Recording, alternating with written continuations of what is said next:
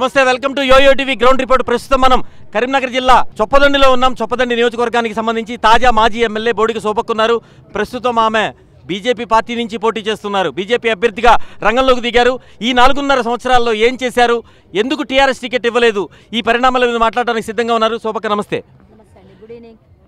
ఏంటి ఈ పార్టీలో టీఆర్ఎస్ పార్టీలో మీరు పోటీ చేసి ఎమ్మెల్యేగా గెలిచారు, తాజా మాజీ ఎమ్మెల్యేగా ఉన్నారు. ఎందుకు టీఆర్ఎస్ పార్టీ టికెట్ ఇవ్వలేదు, ఏం చెప్తారు?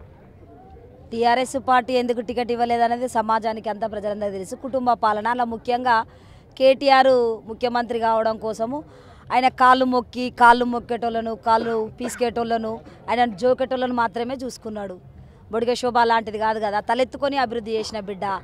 నియోజకవర్గంలో గత ఎమ్మెల్యేల కంటే బ్రహ్మాండంగా అభివృద్ధి చేసిన బిడ్డ. 2 మంత్రులకు ఈక్వల్గా ఈ చొప్పదండి నియోజకవర్గాన్ని అభివృద్ధి చేసిన బిడ్డ. ప్రజల్లో బాగా నాటుకపోయింది. నాతో సమానంగా ఇంటెలిజెన్స్ రిపోర్ట్లో మంచి పేరు వస్తుందని కక్ష కట్టిన దాంట్లో నంబర్ 1 కేటీఆర్. మీరు మహిళా శాసనసభ్యురాలు, ఈ నియోజకవర్గం నుంచి మళ్ళీ టికెట్ రావాల్సి ఉంది. అందున ఎస్సీ దళిత మహిళ అయ్యుండి కూడా మీకు టికెట్ రానందున మీరు ఎలా ఫీల్ అయ్యారు? బాధపడ్డాము, దాంట్లో ఏం లేదు. కానీ నన్నెంత బాధ పెట్టారు అంతకంటే రెట్టింపు కేసీఆర్ టీఆర్ఎస్ పార్టీ అనుభవిస్తుంది. ఎందుకంటే ఇవాళ ఎన్నికల ప్రచారంలో బొడిగ శోభను జాతీయ రాజకీయంగా సమాధి చేయాలని చూసిండ్రు. కానీ ఇవాళ నేను జాతీయ పార్టీ నుండి బీఫామ్ తెచ్చుకున్న బిడ్డను కాబట్టి ఇవాళ వాళ్ళు పెట్టుకున్న అభ్యర్థి ఓడిపోతాడన్న భయంతో నార్దాస్ లక్ష్మణ్ రావును ఎన్నికల ప్రచారంలో తిప్పుతాండ్రు, ఎంపీ వినోద్ కుమార్ని ఎన్నికల ప్రచారంలో తిప్పుతాండ్రు, రేపు హరీష్ రావును తిప్పుతాండ్రు, వినోద్ కుమార్ భార్య తిరుగుతుంది. ఒక మహిళను టికెట్ ఇవ్వకుండా పోగా ఎక్కడ మరి గెలిస్తే మాకు ఇబ్బంది అవుతుందో అని భయం పుచ్చుకొని వాళ్ళ నాయకులందరూ తిప్పితే ప్రజలందరూ కూడా తిప్పి కొడుతుండ్రు. గా మహిళకు టికెట్ ఇవ్వకుండా, ఒక సిట్టింగ్ మహిళకు టికెట్ ఇవ్వకుండా మళ్ళీ మీరు కేసీఆర్ పంపిస్తే మీరు వచ్చి ప్రచారం చేస్తారా, బొడిగ శోభ కమలం పువ్వు గుర్తుకు తప్ప ఇంకోలకు ఓట్లేమి ఈ ఊర్లకి వెళ్ళిపోనరని తరిమి కొట్టిండ్రు. 4 సంవత్సరాల 6 నెలల కాలంలో మీరు ఈ నియోజకవర్గానికి శాసనసభ్యులుగా ఉండి ఏం చేశారన్నట్టు మీరేం చెప్తారు? బ్రహ్మాండంగా చేసిన 110 చెరువులు గ్రావిడ్ ద్వారా నింపిన బిడ్డను, డబల్ రోడ్లు చేసిన బిడ్డను, ఈ గ్రామంలో వెదిరే గ్రామంలో ఒక తూమ్ తీసుకొచ్చిన, దానికి టెండర్ అయిపోయింది. నా నియోజకవర్గంలో పెండింగ్ ఉన్న పోతారం ప్రాజెక్టును కంప్లీట్ చేసుకున్న, దాన్ని వల్ల మత్తడి పడగొట్టించిన. నీళ్లు ఎక్కడ చూసినా ఒక వెదిరే తప్ప మీరు చుట్టుపక్కల ఏ గ్రామంలో చూసుకున్నా చెరువులన్నీ మత్తళ్ళు పడుతున్నాయి. నేను చేసిన పని ఇవాళ నాకు ఓటుతో నాకు ఇవాళ తీర్పిస్తారు ప్రజలు. అంతేకాదు సీసీ రోడ్లు కానీ డబల్ రోడ్లు కానివ్వండి, చాలా పనులు చేసినండి. ఈ 4 సంవత్సరాల 3 నెలల్లో 2 మంత్రులకు ఈక్వల్గా చేసిన పని. ఈ మధ్య కాలంలోనే మీరు బీజేపీలో చేరారు. బీజేపీ క్యాడర్ అంతా మీకు కొత్త. టీఆర్ఎస్ నుంచి మీరు బీజేపీలో చేరడం వల్ల టీఆర్ఎస్ క్యాడర్ మీకు పాత వాళ్ళైనప్పటికి కూడా టీఆర్ఎస్ క్యాడర్ మీకు ఇక్కడ సహకరిస్తుందా? మీతో పాటే నియోజకవర్గంలో టీఆర్ఎస్ క్యాడర్ మీతో పాటే బీజేపీలో చేరిందా? మాతోనే మ్యాక్సిమం చేరినరండి. ఎంపీటీసీలు సర్పంచ్లు అనే వాళ్ళు చేరినరు, కొందరు చేరలేదు. ఇక కొందరు ఏంటంటే ఇక అధికార పార్టీ కదా, వాళ్ళకు కొన్ని కోరికలు ఉంటాయి. ఇక అది అనవలసిన విషయం కాదు కానీ కొన్ని కోరికలు ఉంటాయి. కానీ ఓటు కాడికి వస్తే మాత్రము మాకు తప్పకుండా ఓటేస్తారన్న నమ్మకం ఉన్నది. అంటే ఎడ్జ్ మీద కూర్చున్నారు వాళ్ళు.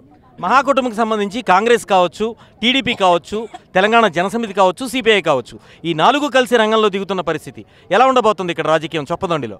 4 కూర్చొని 10 మందిని కూర్చొని బొడిగ శోభక ముఖము పాత ముఖము, 4 సంవత్సరాలు పనిచేసిన బిడ్డను, బొడిగ శోభకు తప్ప ఇక్కడ ప్రజలు ఎవరికి ఓటేరు. అది ముమ్మాటికి నిజం. ఎందుకంటే ఇవాళ మహాకూటమి అభ్యర్థులు కోట్లాది రూపాయలు ఖర్చు పెడుతుండ్రు. అధికార పార్టీ అయితే మద్యం ఏరులై పారుతుంది, కోట్లాది రూపాయలు వాళ్ళ లీడర్ల జేబులలో 2000 నోటు తప్ప చిల్లర పైసలు కనబడని పరిస్థితి ఉన్నది. కానీ వాళ్ళ శోభకు ఒక 10 రూపాయలు ఖర్చు పెట్టకున్నా మా కమిట్మెంట్ నాయకులు కార్యకర్తలు ఇవాళ మా గెలుపు కోసం సొంత ఖర్చులతో తిరుగుతుండ్రండి. ఈ 4.5 సంవత్సరాల కాలంలో ఈ పని నేను చేయలేకపోయాను, ఇంకొన్ని నిధులు వస్తే ఈ పని పూర్తి చేసేదాన్ని అని మీకు ఎప్పుడైనా అనిపించిన సందర్భం ఉందా? ఉందండి. ఎందుకంటే అదేంటంటే నారాయణపూర్ నుండి గంగాధర బోయినపల్లి వరకు ఎల్లంపల్లి వాటరు కెనాల్ కొట్టి తీసుకుపోయే బాధ్యత నా మీద ఉంది. నేను రైతుల్ని ఒప్పించి డబ్బులు రైతులకి ముట్టిన తర్వాత ముఖ్యమంత్రి గారు 9 నెలల ముందు డిజాల్వ్ కావడం వల్ల కెనాల్ పని ఆగిపోయింది. అది ఇప్పుడు నా బాధ్యతగా నేను భావిస్తున్నా. అలాంటి పనులు ఉన్నాయి కాబట్టే నేను ఇలా జాతీయ పార్టీ నుంచి ముందుకు వచ్చిన బిడ్డను.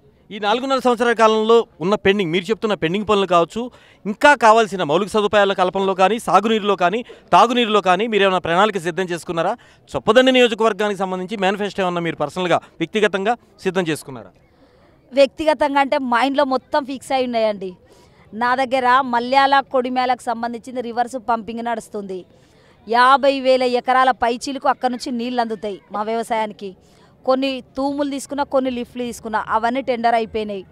తర్వాత ఈ కెనాల్ ఏదైతే కొట్టిన తర్వాత గంగాధర బోయినపల్లి మండలాలకు నీళ్ళు ఇస్తాం. మాకు చొప్పదండికేమో ఎస్ఆర్ఎస్పి వాటర్ వస్తాయి. దాదాపుగా ఈ 5 ఏళ్ల కాలంలో 2 ఏళ్లల్లో ప్రతి ఎకరానికి నీళ్ళు అందించే ప్రయత్నంలో బొడిగె శోభ 100% ఉంటుంది. అంతేకాదు కేసీఆర్ ముఖ్యమంత్రి కానీ, ఆయన కొడుకు కానీ, ఇంకెవరన్నా కానీ అసెంబ్లీలో మెడలు వంచి నా నియోజకవర్గ ప్రజలకి ప్రతి ఎకరానికి నీళ్ళు అందించే పనిలో పని చేస్తా. అసెంబ్లీలో ముట్టడిస్తా, అసెంబ్లీ జరగనియ్య. ఇక్కడ మీరు ప్రచారం నిర్వహించేప్పుడు చూసాం, ఎక్కడ కూడా మీ కార్యకర్తలు లేని పరిస్థితి, కానీ ప్రజలే బాగా ఒత్తిడిగా ఉంది, విపరీతంగా ప్రజలు వస్తున్న పరిస్థితి. ఇది బీజేపీ నుంచి వస్తున్న ఆదరణ, బోడిగ శోభక్కను చూస్తూ వస్తున్న ఆదరణ? బీజేపీ పార్టీలో కమిట్మెంట్ కార్యకర్తలు ఉన్నారు. కొందరు కండువలు వేసుకుంటారు, కొందరు కండువలు వేసుకోరు. చాప కింది నీరులాగా ఉద్యమం వెళ్ళిపోయింది ఇక్కడ. ఎందుకంటే అది మాకు తెలుసు. అంతేకాదు ప్రజలు స్వచ్ఛందంగా వచ్చింది కూడా ఈ మీటింగ్ బొడిగ శోభదే సక్సెస్ అవుతాయి. ఎక్కడ కూడా స్వచ్ఛందంగా పాపం వస్తలేరు, ఇబ్బంది పడతారు. ఎందుకు తెలుసా? ఆ క్యాండిడేట్లను చూడాలంటే కూడా పాపం వాళ్ళకి మనసు ఒప్పలేదు. బొడిగ శోభ పెళ్ళికి వచ్చింది, ప్రతి చిన్న ఫంక్షన్ కట్ ఎమ్మెల్యేగా చూడరండి నన్ను. మా నియోజకవర్గ ప్రజలు, నాయకులు ఆడబిడ్డగా పిలుస్తారు. గతంలో కంటే కాంగ్రెస్ పార్టీ మెరుగైన పరిస్థితి. కాంగ్రెస్ పార్టీ తెలంగాణ ఇచ్చింది. ఒకసారి కాంగ్రెస్ పార్టీ తెలంగాణ తెచ్చిన పార్టీకి ఓటేశారు. ఇప్పుడు కాంగ్రెస్ పార్టీ తెలంగాణను ఇచ్చిన పార్టీకి ఓటైపోతున్నారని కాంగ్రెస్ చెప్తున్న పరిస్థితి. మీ నియోజకవర్గంలో ఎలాంటి పరిస్థితి ఉంటుంది?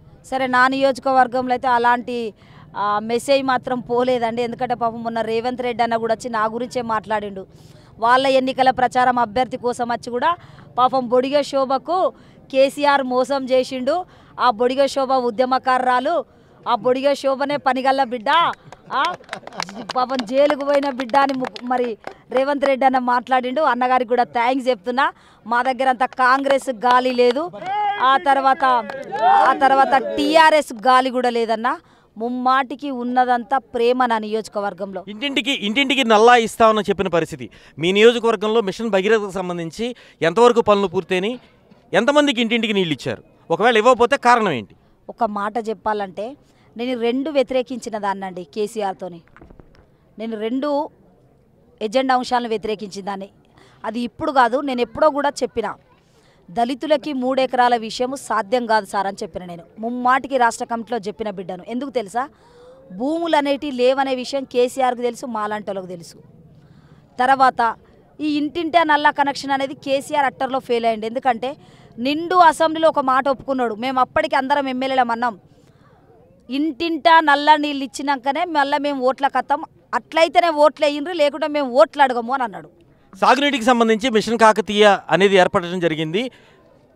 పాత చెరువులన్నీ పునరుద్ధరించడంలో భాగంగా పూడికి తీసి గ్రౌండ్ వాటర్ లెవెల్ పెరగడం కానీ, చెరువు నిండిన తర్వాత ఇంకో చెరువుకి వెళ్ళి గొలుసుకట్టు విధానం డెవలప్ చేస్తానని చెప్పిన పరిస్థితి. మీ నియోజకవర్గంలో ఎన్ని చెరువులు పునరుద్ధరించబడ్డాయి? నేను మ్యాక్సిమం నా నియోజకవర్గంలో 185 గ్రామాలలో ఫస్ట్ విడత మేజర్ చెరువులు తీసుకున్నా, ఆయకట్టు ఎక్కువ. సెకండ్ విడత 2వ ఆయకట్టును. థర్డ్ విడతకు వచ్చేసరికి నాకు ఒక కుంట కూడా మిగిలించుకోలేదండి. మొత్తం తీసుకొచ్చుకున్నా చేసుకున్నా. అవు గదే కుట్ర. ఇవాళ కేటీఆర్ చేసిన కుట్ర ఏంటంటే సెక్రటేరియట్లో కోట్లాది రూపాయలు పట్టుకపోయి ఫైనాన్స్ మంత్రి సహకారం, హరీష్ అన్న సపోర్ట్ ఉంది కాబట్టి బంగారంలో డెవలప్ చేసుకుంటుందని కుట్ర. కొత్త వ్యక్తికి పార్టీ టికెట్ ఇవ్వటానికి కారణం ఏంటి? వాళ్ళని అడగాలి. ఎందుకంటే ఇక మీకు తెలుసు అన్ని విషయాలు. బొడిగ శోభ అనటామే వాళ్ళ కాళ్ళు మొక్కే బిడ్డ కాదండి ముమ్మాటికి. సరే, కేసీఆర్ గారిని గౌరవిస్తా, ఎందుకంటే ఒక తండ్రి ఏజ్లో ఉన్నవాడు, తనను గౌరవిస్తా. కానీ కేటీఆర్ కాళ్ళు మొక్కాలంటే నాతోని సాధ్యం కాదు. తర్వాత కేసీఆర్ సడ్డకుని కాళ్ళు మొక్కాలంటే నాతోని కాదు. బొడిగ శోభ తలెత్తుకొని అభివృద్ధి చేసింది, తలదించుకొని పని చేయనండి. కాళ్ళు మొక్కేంత పరిస్థితి నాకు లేదు, ఆ మొక్కలేను. తెలంగాణ ఉద్యమంలో అపర కాళీలాగా ప్రవర్తించిన బొడిగ శోభ ఈ 2018 ఎన్నికల్లో ఎలా ఉండబోతోంది? నా ప్రజల కోసం తప్పకుండా అలాంటి అవకాశం వస్తే అసెంబ్లీలో చూపిస్తా. అట్లెందుకు అనుకుంటుండ్రే? నా నియోజకవర్గం డెవలప్ కావాలంటే నా నియోజకవర్గం ప్రతి ఎకరానికి నీళ్ళు అందించుట్లో కేసీఆర్ కొడుకు అడ్డం పడితే బొడిగ శోభ విశ్వరూపం అసెంబ్లీలో చూపిస్తాం. చల్లబడది బొడిగ శోభ ప్రజలకెళ్ళొచ్చిన బిడ్డ. అంతేకాదు ఇప్పుడు కేసీఆర్ అనుభవిస్తాడు. ఎందుకు నేను బొడిగ శోభను దూరం చేసుకున్నారా నాయన అని బాధపడతాడు. ఎందుకంటే ఆయన టీఆర్ఎస్ అభ్యర్థులను ఎక్కడెక్కడ పెట్టినరో నా జాతి వాళ్ళు రేపు ఓటు రూపకంగా వ్యతిరేకంగా తీర్పు ఇవ్వబోతారు. ఫైనల్గా చొప్పదొండి నియోజకవర్గ ప్రజలకు ఏం చెప్తారు? నేను మా నియోజకవర్గ ప్రజలందరూ కూడా విజ్ఞప్తి చేసేది ఏంటంటే, నేను మిమ్మల్ని నమ్ముకొని వచ్చిన బిడ్డను. ఈ 4 సంవత్సరాల 3 నెలలు గత ఎమ్మెల్యేలను గత మంత్రులను మరిపించి 2 మంత్రులకు ఈక్వల్గా అభివృద్ధి చేసిన బిడ్డను. గ్రావిటీ ద్వారా 110 చెరువులు నింపిన బిడ్డను. బ్రహ్మాండమైన అభివృద్ధి చేసిన బిడ్డను. ఒక 70% అభివృద్ధి చేసిన బిడ్డను. 30% అభివృద్ధి ఇంకా చెయ్యాలి. కాబట్టి కొత్త వ్యక్తులకు అవకాశం ఇవ్వడం కంటే పనిచేసిన బిడ్డకు, మీ కాళ్ళల్లో మెదిలిన బిడ్డకు, మీ నోళ్ళల్లో నాలుకలాగా మెదిలిన బిడ్డకు మరొక్కసారి అవకాశం ఇవ్వండి. ఒక జాతీయ పార్టీలో ఇవాళ నాకు అవకాశం కలిగింది కాబట్టి ఇవాళ కేంద్ర మంత్రుల సహకారం తీసుకొని, రాష్ట్ర ప్రభుత్వ సహకారం తీసుకొని కూడా ఈ నియోజకవర్గాన్ని, మా ప్రజల్ని అందరినీ కూడా కాపాడుకుంటా. దయచేసి 185 గ్రామాల ప్రజల్ని, నాయకుల్ని మీ బొడిగ శోభక్క పేరున వేడుకుంటుంది. దయచేసి బొడిగ శోభక్కను మరొక్కసారి అసెంబ్లీకి పంపండి. కేసీఆర్ కుటుంబం నుంచి మోసపోయిన బిడ్డకు, కేసీఆర్ కుటుంబానికి ఓటు ద్వారా తీర్పు ఇవ్వండి. ఈ నియోజకవర్గ అభివృద్ధి కోసం బొడిగ శోభక్కను మరొక్కసారి అసెంబ్లీకి పంపండి అని కూడా ప్రజలందరినీ పేరున పాదాభివందనాలు తెలియజేసుకుంటున్నా, వేడుకుంటున్నా. ఒక ఆడబిడ్డగా ఆదరించండి, అసెంబ్లీకి పంపండి, హక్కున చేర్చుకోండి అని కూడా నేను రిక్వెస్ట్ చేస్తున్నా, వేడుకుంటున్నా. థ్యాంక్ యూ అండి బొడిగ శోభ గారు. ఈ నియోజకవర్గానికి సంబంధించి మీ సేవలు ఇంకా ప్రజల సమస్యల పరిష్కారానికి ఉపయోగపడాలని యోయో టీవీ కోరుకుంటుంది. ఇది చొప్పదండిలో ప్రస్తుతం ప్రచారంలో ఉన్న బొడిగ శోభక్క చెప్పే పరిస్థితి. ఏదైతే ప్రజల సమస్యలను గడిచిన 4.5 సంవత్సరాల కాలంలో వాళ్ళ సమస్యల పరిష్కారానికి కృషి చేసిన తనకి ఖచ్చితంగా ఈ ఎన్నికల్లో తిరిగి ప్రజలు అధికారంలో చేపడతారని నమ్మకం ఉందని ఆమె విశ్వాసం వ్యక్తం చేస్తున్నారు. ఇవి ప్రస్తుతం చొప్పదండి నియోజకవర్గంలో గ్రౌండ్ రిపోర్ట్ విశేషాలు. చూస్తూనే ఉండండి యోయో టీవీ. హలో, మిమ్మల్నే. యోయో టీవీ యాప్ డౌన్లోడ్ చేసుకున్నారా? ఇంకా లేదా? మీ యాప్ స్టోర్కి వెళ్ళి వెంటనే డౌన్లోడ్ చేసుకోండి.